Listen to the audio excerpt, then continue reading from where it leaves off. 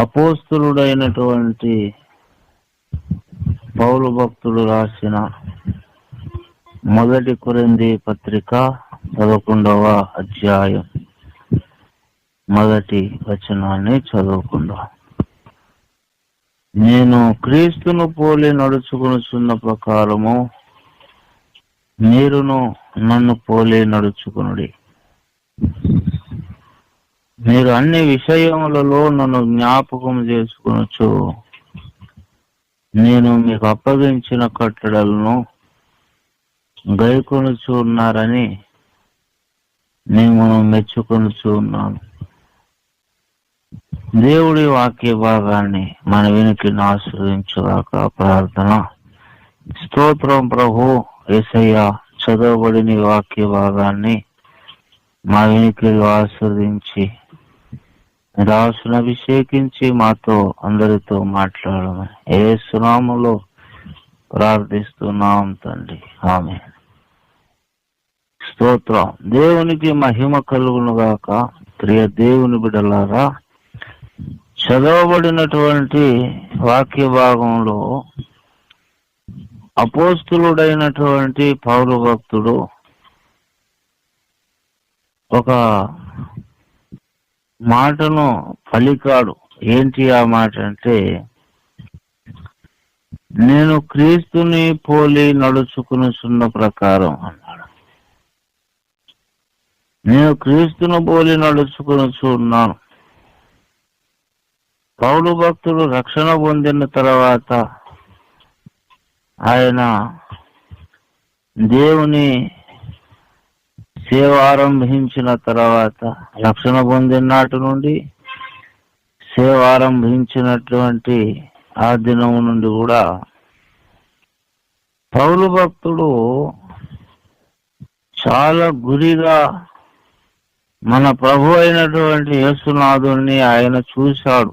ఆయనను గూర్చి పౌలు భక్తుడు ఆలోచించాడు. కాబట్టి ఈ మాట చెప్పగలిగాడు. నేను క్రీస్తును పోలి నడుచుకునుచున్న ప్రకారం అన్నాడు.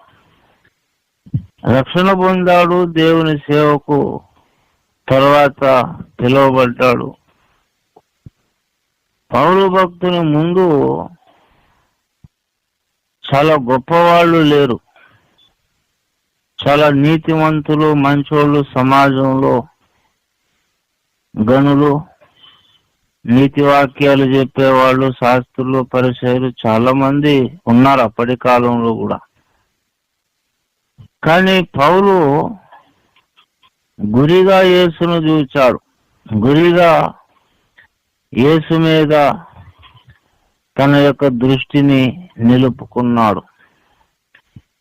ఇది మొట్టమొదటిగా మనం గ్రహించాలి. అన్ని కాలాలలో కూడా జ్ఞానులు ఉంటారు, మేధావులు ఉంటారు, అలాగే సమాజానికి ఎంతో కొంత మంచి కార్యాలు చేసేవాళ్ళు, మంచి పనులు చేసేవాళ్ళు ఉంటారు. జ్ఞానులు ఉండడం మంచిదే, సమాజ హితము కోరుకునే వ్యక్తులు కూడా మంచిదే. అందరినీ గౌరవించాలి, అందరినీ అభిమానించాలి, మంచి వాళ్ళందరినీ, ఉత్తములను అభిమానించాలి, గౌరవించాలి. కానీ మనం గురిగా చూడవలసిన వ్యక్తి అన్ని విషయములలో మనం జ్ఞాపకం తెచ్చుకొని మనం నడవవలసినటువంటి వ్యక్తి మన ప్రభు అయినటువంటి యేసునాథుడు. ఇది పౌలు తన జీవితంలో ఈ పాఠాన్ని, విషయాన్ని ఆయన అవలంబించాడు, ఆచరించాడు. కనుక ప్రియ దేవుని బిడ్డలారా, క్రైస్తవులమైనటువంటి మనం చెడ్డ పనులు చేయం, దుర్మార్గ కార్యాలు చేయం. లోకస్తులు, దేవుణ్ణి ఎరగని వారు, సృష్టికర్త అయిన దేవునితో సమాధాన పడని వారు ఉన్నట్లు క్రైస్తవ విశ్వాసులు ఉండరు. కాస్తో మరి ఎంతో కొంత దైవ భయం ఉన్నది. విశ్వాసులకు ఉండేది ప్రప్రదంగా దైవ భయం. కొందరికి ఎక్కువ ఉండొచ్చు, కొందరికి తక్కువ ఉండొచ్చు, కానీ అందరికీ దైవ భయం ఉంది. దేవుడు అంటే భయం. దేవుడు ఏమి అనకుండా ఉండేవాడు కాదు. నా పిల్లలే తప్పు చేశారని దాచుకునేవాడు కాదు. ఆయన మోషేను గద్దించాడు, అబ్రహామును గద్దించాడు. శిఖరం మీద ఉన్న భక్తులు వాళ్ళు. దేవుని బిడ్డలారా, ఆయనకు మరి ముఖాన్ని చూసేటువంటి లక్షణం లేదు. మనుషులకున్నది. ముఖాలను చూసి వ్యవహరించే తీరు మనుషులకుంది. కానీ దేవునికి నరుని ముఖం ఆయన లక్ష్య పెట్టడు అనేసాడు. నరుని ముఖాన్ని ఆయన లక్ష్య పెట్టడు కనుక ఆయనకు అందరూ భయపడాలి. కెరూబులైనా, శరాఫులైనా, మహాదేవదూతలైనా, ఎవరైనా అందరూ ఆయనకి భయపడాలి, ఆయనకే భయపడాలి. కాబట్టి దేవుని పిల్లలమైన మనం వాక్యాన్ని వింటున్నాం, మనం వాక్యాన్ని చదువుతున్నాం, మనం దేవుని భయం మనకున్నది. హెచ్చు తగ్గులు ఉన్నాయి. మీకున్నంత భయం నాకు లేదేమో, నాకున్నంత భయం దేవుడు అంటే మీకు లేదేమో. కానీ అందరికీ దేవుడు అంటే భయం, భక్తి ఉన్నాయి. కాబట్టి మరి అంత దుర్మార్గ కార్యాలు, చెడు కార్యాలు మనం చేయలేము అనేది ఎంత వాస్తవమో, మనకు తప్పనిసరిగా యేసును దృష్టించేటువంటి లక్షణం కూడా ఉండాలి. ప్రియ సహోదరుడా, సహోదరి, మన మనోనేత్రాల ఎదుట మన కొరకు ప్రాణం పెట్టి 3వ దినాన్ని తిరిగి లేచినటువంటి యేసు ప్రభువును మనం దీక్షణంగా చూడాలి. ఇది నీ జీవిత ధ్యేయం. ఇది అన్నిటికంటే ఉత్తమం, అతి ప్రాముఖ్యము, అతి శ్రేష్టమైన విషయం. నీవు నీ అంతిమ గమ్యమునకు శ్రేయస్కరం అన్నమాట. యేసయ్యను చూస్తే ఇక నువ్వు ధన్యుడివి, ధన్యురాలు. ఇంకా ఆయన చూడాలి. వేదాంతం మాట్లాడడం గొప్ప విషయం కాదు. రకరకాల సంగతులు, ఉపన్యాసాలు ఇవ్వడం గొప్ప సంగతి కాదు. పరమ పురుషుడు, శ్రేష్ఠుడు, 10,000లో అతి సుందరుడైన యేసును మనం చూడగలగాలి. పౌలు చూశాడు. హెబ్రీ పత్రిక 12వ అధ్యాయం 2వ వచనం, మనము కూడా ప్రతి భారమును సులువుగా చిక్కులు పెట్టు పాపమును విడిచిపెట్టి విశ్వాసమునకు కర్తయు దానిని కొనసాగించువాడునైనా యేసు వైపు చూచుచు మన ఎదుట ఉంచబడిన పందెములు ఓపికతో పరిగెత్తుదము. దేవునికి స్తోత్రాలు. మన జీవిత విధానం ఎలాగుండాలి, మన దైనందిక జీవితం ఎలాగుండాలి అంటే ప్రభువును మనం చూడాలంతే. నీకు రెండవ దారి, రెండవ అవకాశం లేదు, రెండవ ఆప్షన్ లేదు. నీ జీవితానికి క్షేమాభివృద్ధి కలగడానికి నీ లైఫ్లో ఈ లక్షణం ఉండాలి. ఇది లేకుండా మనం దేవుణ్ణి మెప్పించలేం. పరిశుద్ధాత్మ దేవుడు నా నోటు ఉంచిన మాటల్ని పలుకుతున్నా. ఇది లేకుండా నువ్వు దేవుని మెప్పించలేవు. ప్రసంగ పీఠిక మీద పోయి టకటకమని ప్రసంగాలు చేస్తే దేవుడు మెచ్చుకోడు. నేను ఒక ప్రసంగికుడినే. నేను ఎవరో ప్రసంగికులని వాళ్ళ మీద నేను రాళ్ళేసేవడంగా, నేను ప్రసంగికుడిని. కానీ ఫ్యాక్ట్ వాస్తవం చెబుతున్నా, దేవుని మనసు చెబుతున్నా. దేవుడు మనల్ని పట్టించుకోవాలి, మనల్ని ఆయన లెక్కల్లోనికి పరిగణలోనికి మనం తీసుకోవాలి అంటే ప్రసంగాలు చేస్తే కాదు, ఆయనను చూడడం అనే ప్రక్రియ మనలో ఉండాలి. పరమగీతము 4వ అధ్యాయం, పరమగీతం 4వ అధ్యాయం దయచేసి 9వ వచనం. నా సహోదరి ప్రాణేశ్వరి, నీవు నా హృదయమును వశపరుచుకుంటివి, ఒక చూపుతో నా హృదయమును వశపరుచుకుంటివి. దేవునికి స్తోత్రం. ప్రియా దేవుని బిడ్డలారా, అంటే దేవుణ్ణి వశపరుచుకునేంత శక్తి మనకున్నదా? అంత సామర్థ్యం మనకున్నదా? దేవుణ్ణి వశపరుచుకోవడం ఏంటి? ఆయన ఆకాశములు భూమి పట్టజాలు, అంత గంభీరుడు ఆయన. ఆకాశం ఆయన పట్టజాలు, భూమి ఆయన పట్టజాలు, భూమి ఆయన పాదపీఠం. ఏదో అలా మనం ఒక పీట మీద కాళ్ళు మోపినట్టు ఆయన కాళ్ళు పెడితే భూమి ఏదో ఇరుకిరుకుగా ఆయన పాదాలకుంటుంది. అంత పెద్ద పాదములు, సర్వశక్తి కలిగిన వాడు ఆయన. అయితే అసలు అంత గొప్ప దేవుణ్ణి వశపరుచుకునే శక్తి మన దగ్గర ఎక్కడున్నది అంటే ఉన్నదంటాడు. ఇక్కడ బైబిల్ చెబుతుంది ఏంటంటే, నీవు నన్ను వశపరుచుకున్నావు. ఎలా వశపరుచుకున్నావు? డబ్బులు ఇచ్చా, లేకపోతే ఏ రకంగా అంటే ఆయన చెప్పాడు ఏంటంటే, ఒక చూపుతో నీవు నన్ను వశపరుచుకున్నావు అన్నాడు.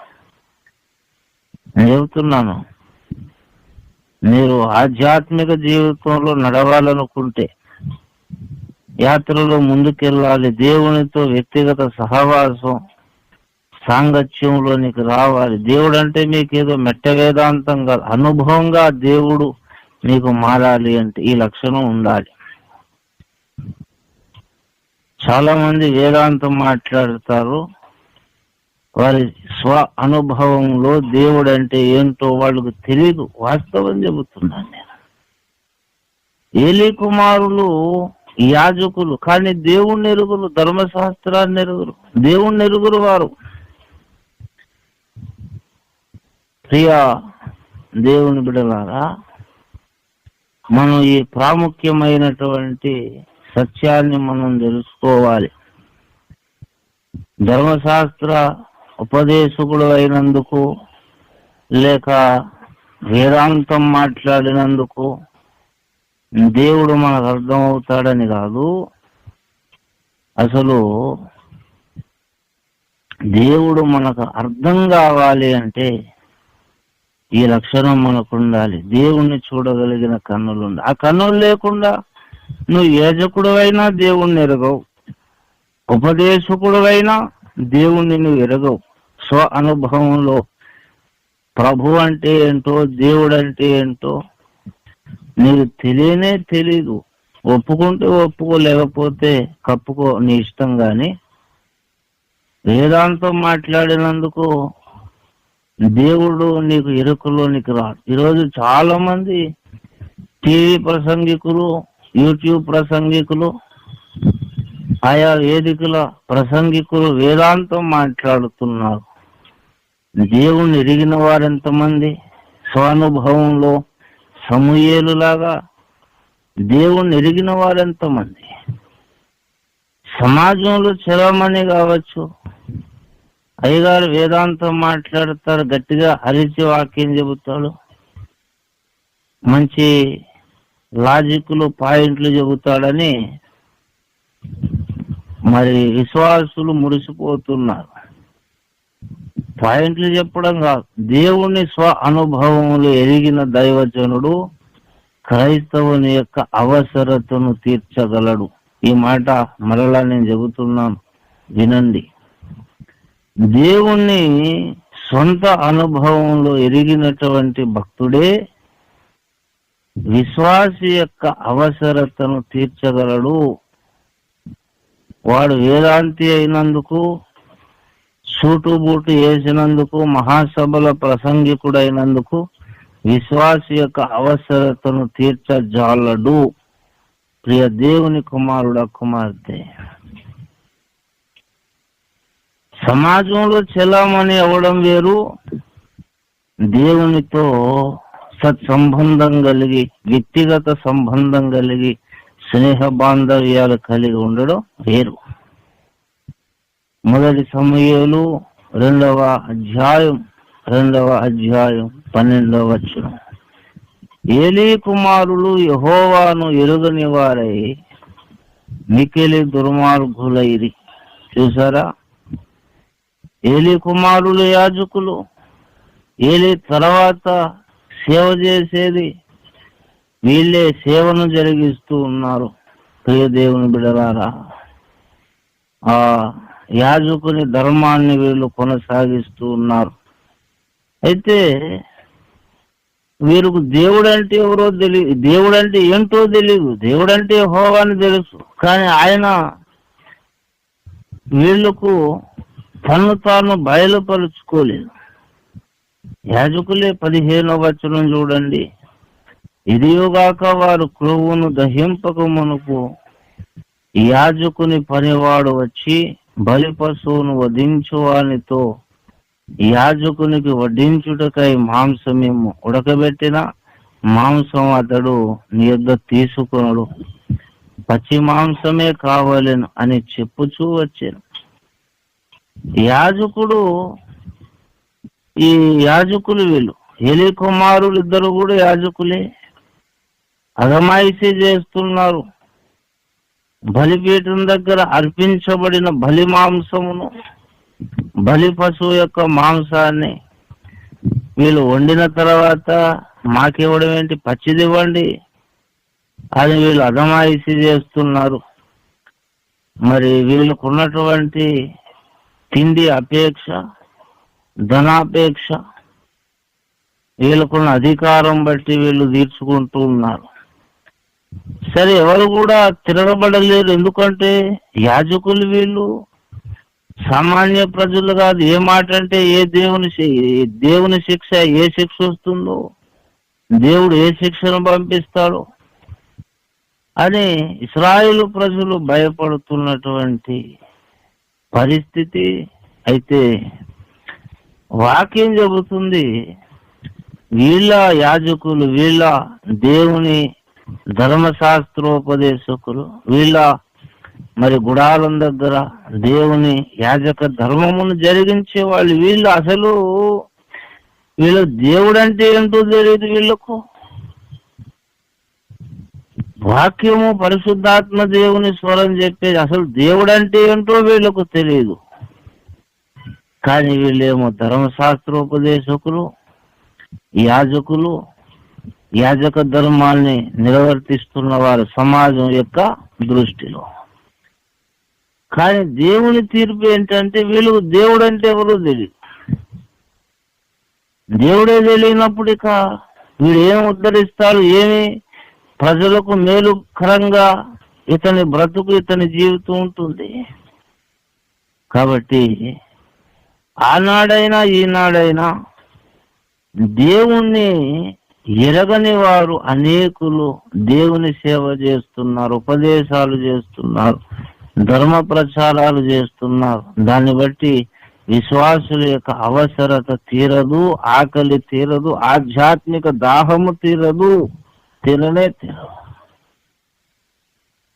కానీ విశ్వాసులు ఆనందంగా ఉంటున్నారు. వినవస్తున్న ప్రసంగాలు విశ్వాసులకు ఆనందమే, సంతోషమే.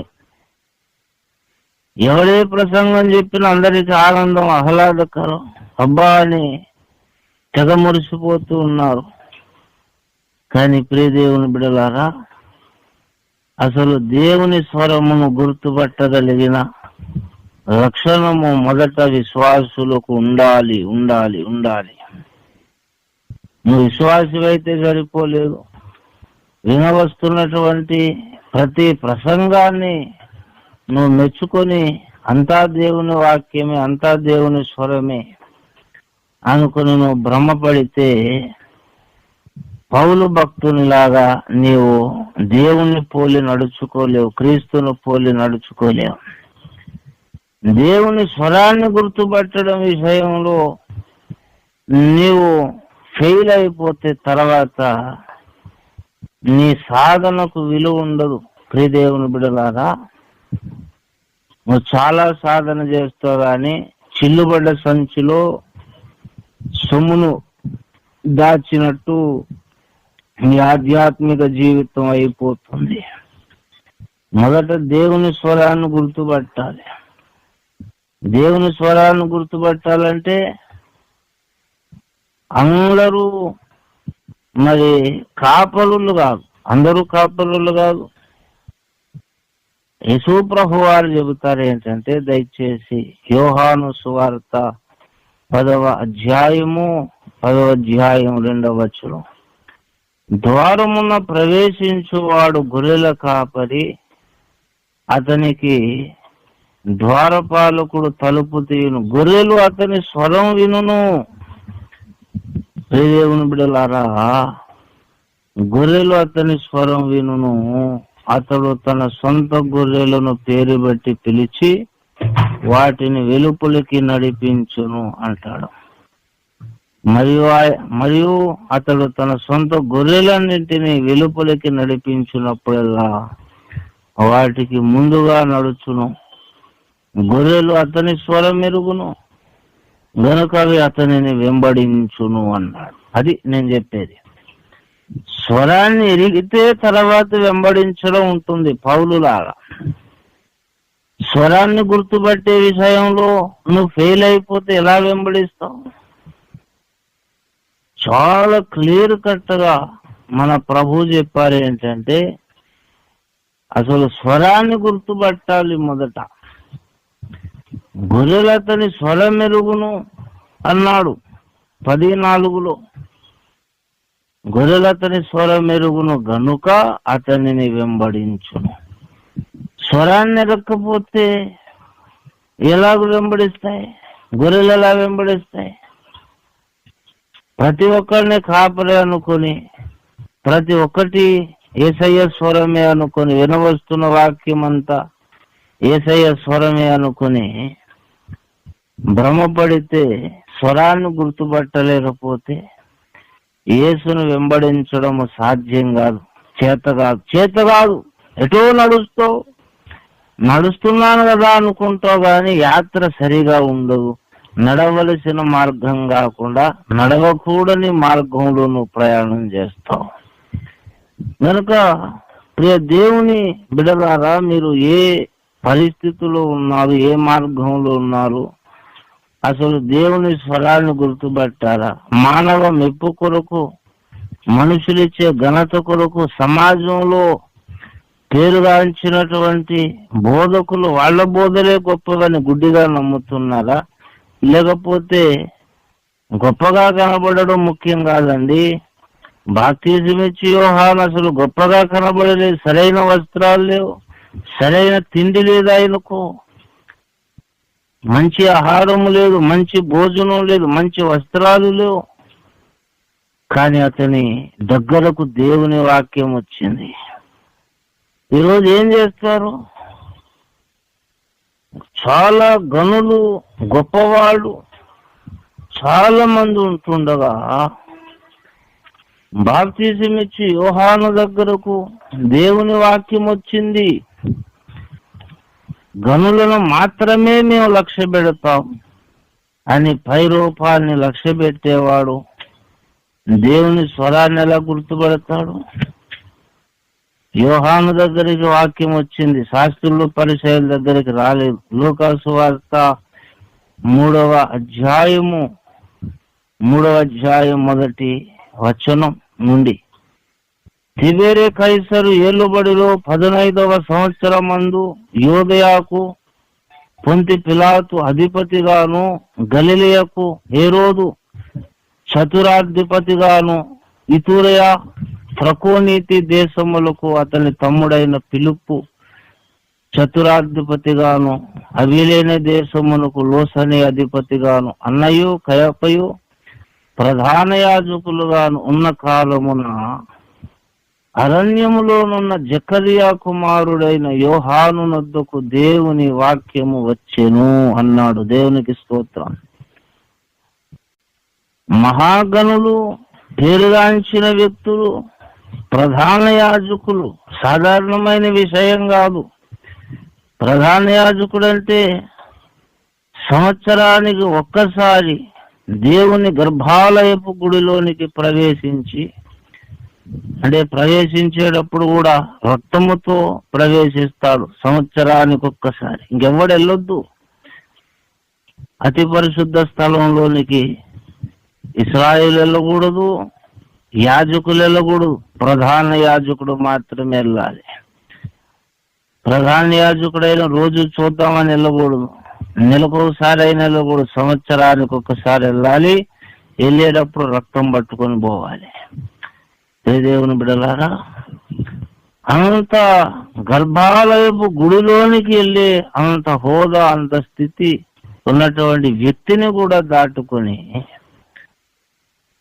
బాప్తీసం ఇచ్చి యోహాను దగ్గరకు దేవుని వాక్యం వచ్చింది.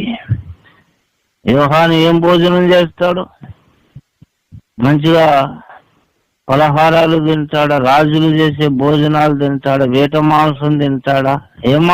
ఏం తింటాడు? అతడు ఒంటే రోమము గల వస్త్రాన్ని ధరించుకున్నవాడు. అతని ఆహారం ఏంటంటే మిడతలు, అడవే తేనె, మిడతలు అన్నమాట.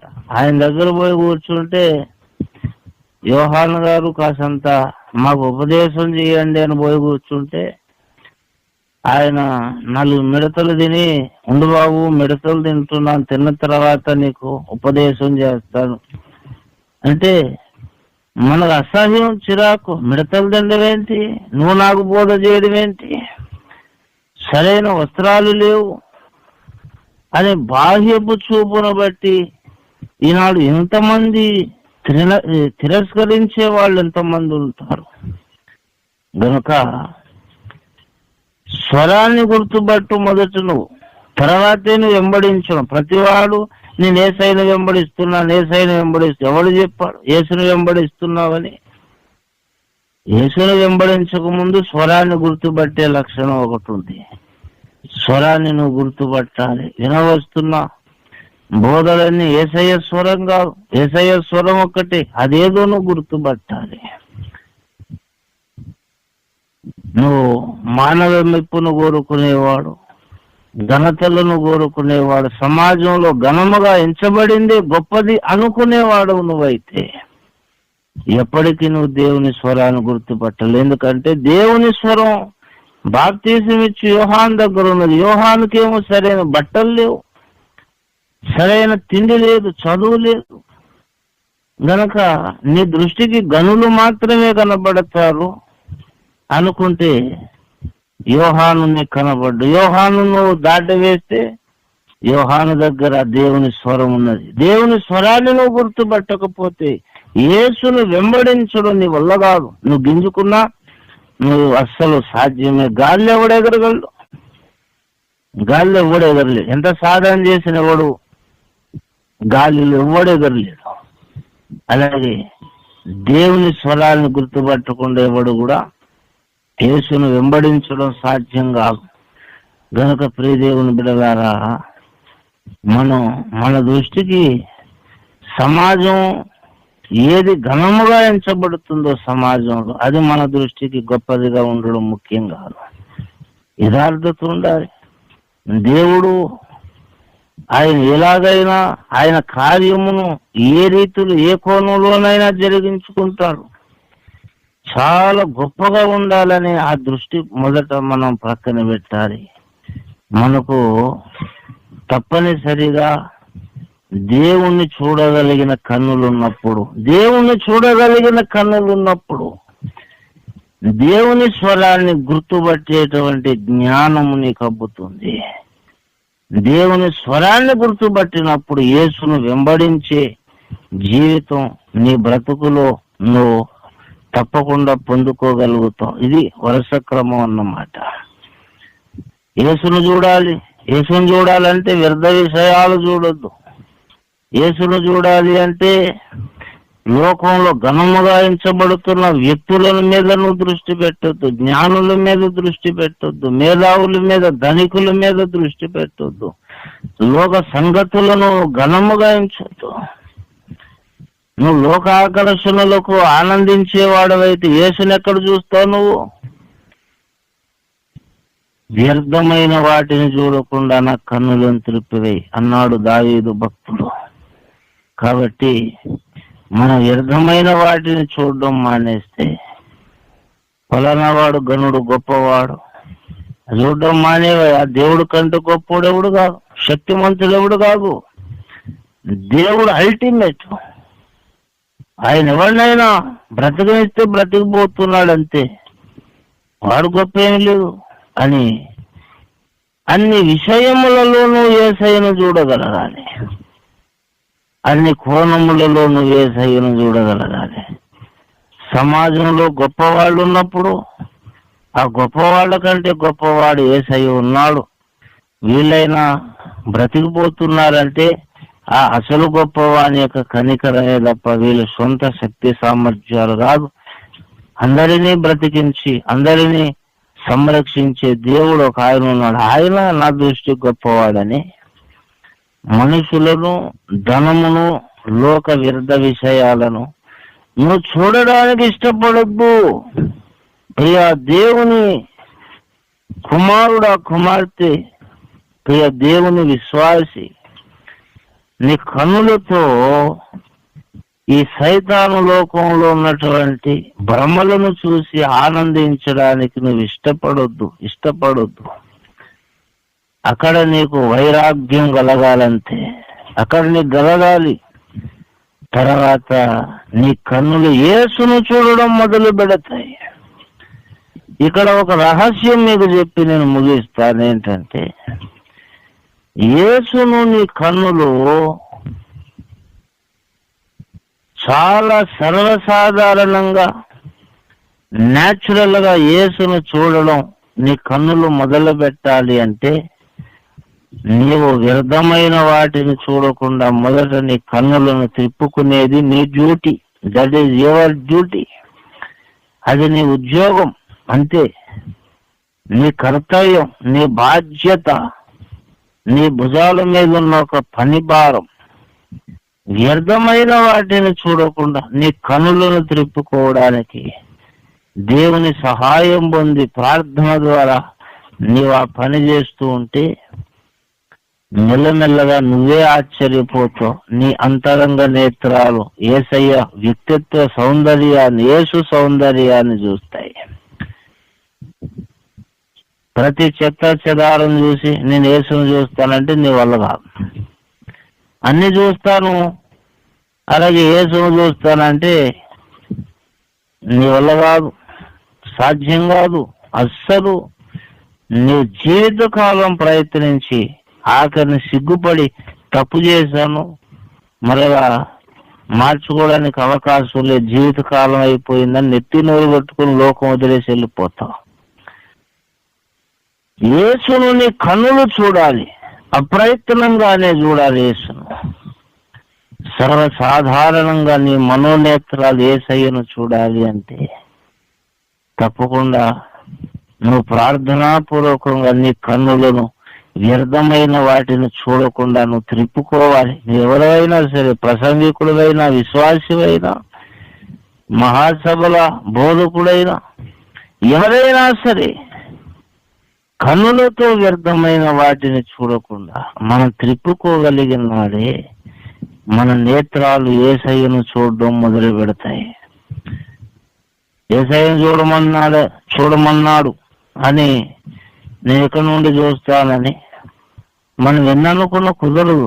జారుడు బండ మీద నడవడం ఎలా సాధ్యం కాదు, బాగా నాచుబట్టిన బండ మీద నడువు, పరిగెత్తు అంటే ఎక్కడ నడుస్తాం, ఎక్కడ పరిగెడతాం, ఎలా సాధ్యం కాదు కదా. అలాగే నీ కన్నులకు ఉన్నటువంటి చెత్త చెదారం వ్యర్థ విషయాలను యేసు రక్తంలో కడుక్కొని వాటిని చూడడం మాననంత వరకు కూడా అసలు నీ కన్నులకు యేసయ్యను చూడడం సాధ్యం కాదు, చేతగా. నువ్వు ప్రయత్నిస్తావు ఓడిపోతావు. యేసును అప్రయత్నంగానే నీ మనోనేత్రాలతో నువ్వు దర్శించగలగాలంటే నువ్వు తప్పనిసరిగా ప్రతిదినం నీ కన్నులతో నీకు పోరాటం ఉండాలి, ప్రతిదినం ఉండాలి. దేవుని బిడ్డలారా, మనందరికీ బాగా తెలుసు, యోబు భక్తుడు దేవుని చూశాడు కదా. ఆయన బహు ఘోరమైనటువంటి భయంకరమైన శ్రమలోనికి వెళ్ళిపోయాడు. ఆస్తులు పోయాయి, మరి తర్వాత పిల్లలు పోయారు, ఆరోగ్యం కూడా పోయింది, ప్రాణం ఒకటి మిగిలింది, భార్య ఒకటి మిగిలింది. అయితే ఎట్టకేలకత్తుడు దేవుని అయితే చూశాడు, దేవునితో మాట్లాడాడు.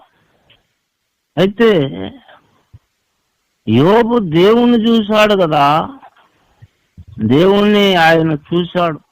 దేవుని బిడ్డలారా,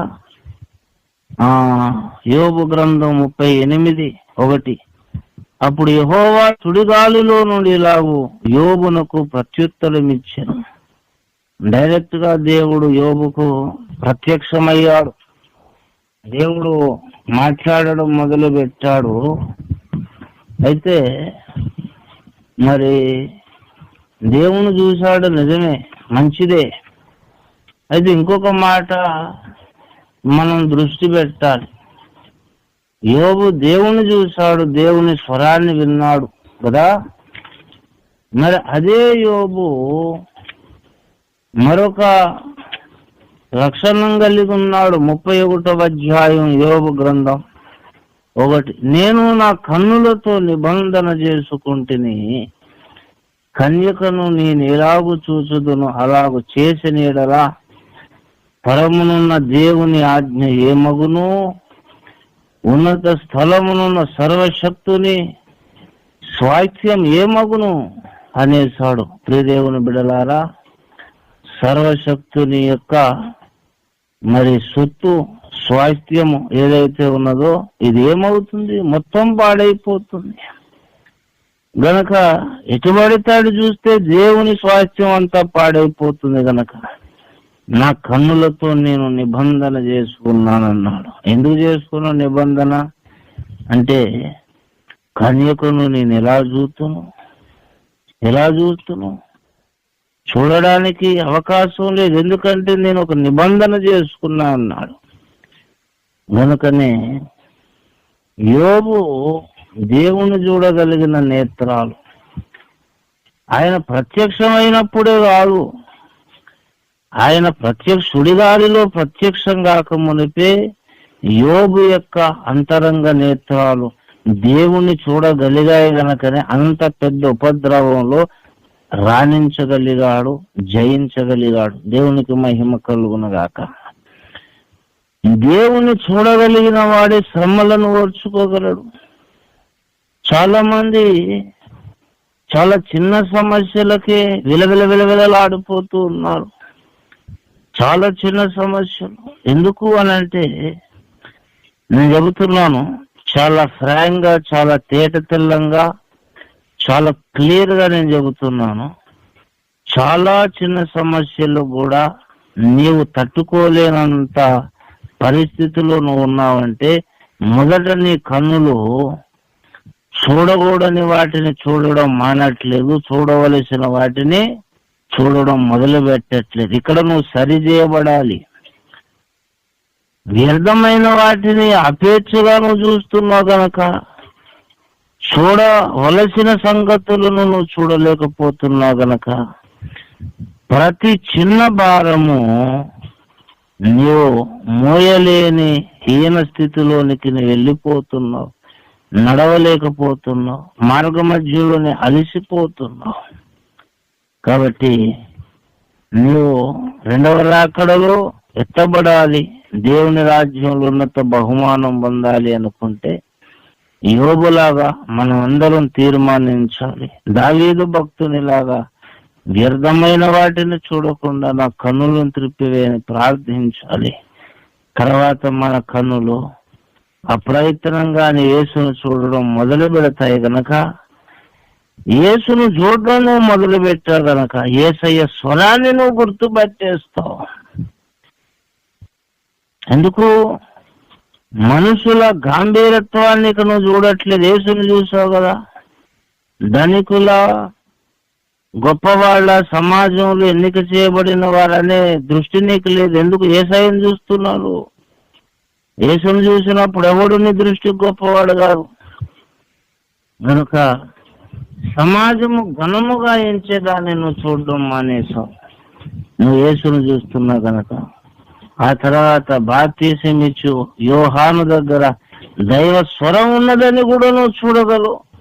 సరైన బట్టలు లేకపోవచ్చు, చదువు లేకపోవచ్చు, సరైన తిండి లేకపోవచ్చు, కానీ అతని దగ్గర దేవుని స్వరం ఉన్నదని నువ్వు ఎలా గుర్తుపడతావంటే, వ్యర్థమైన వాటిని నువ్వు చూడలేదు గనక, యేసును చూసావు గనక స్వరాన్ని గుర్తుపట్టావు. స్వరాన్ని గుర్తుపడితే తర్వాత యేసయ్యను వెంబడించగలుగుతావు గనక అందరం మనం మారు మనసు పొంది మన కన్నులతో మనం యోబులాగా నిబంధన చేసుకొని, దావీదు భక్తునిలాగా వ్యర్థమైన వాటిని చూడకుండా నా కన్నులను త్రిప్పివేయని ప్రార్థించి, సులమతి కన్యకలాగా యేసయ్య వైపు చూసి ఆయనను వశపరుచుకోగలిగిన ఆత్మీయ స్థితిని మనం పొందుకోగలిగితే నీకు ఎదురే లేదు, తిరిగే లేదు. శీఘ్ర శక్తులు, సమస్యలు ఏవి నీ ముందుకొచ్చి నిలబడజాలో. నువ్వే ఒక అగ్నిలాగా, అగ్ని స్తంభంలాగా నువ్వు మారిపోతావు. దేవునికి మహిమ కలుగును గాక.